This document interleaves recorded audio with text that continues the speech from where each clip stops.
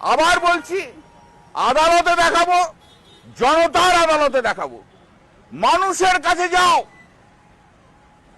যারা যে কর্মীরা তোমাদের জিতিয়েছে তাদের কাছে যাও, হিম্মত থাকে তো। মেরুদণ্ডহীন একদিন ওই দুব্রত ব্যানার্জি উলুবেড়িয়া যেতে পারেনি, এখনো অরূপ রায় বাড়ি থেকে বেরোতে পারেনি, ববি হাকিম মেটিয়াপুরুষে করতে পারেনি। আর এটা তো সবচেয়ে বড় গদ্দার, সবচেয়ে বেশি পেয়েছে আর সবচেয়ে বেশি গদ্দারি করেছে। সমস্যা হচ্ছে একটা, এটা আমার মত, যারা যত বেশি পেয়েছে তারা তত বেশি গদ্দারি করেছে, যত বেশি মিনিস্ট্রি পেয়েছে তারা সবচেয়ে বেশি গদ্দারি করেছে। দিদির পাশে থাকতো কারা? চন্দ্রিমা ভট্টাচার্য পিছনটায় ঘুরতো, ববি, অরূপ, ইন্দ্রনীল সেন।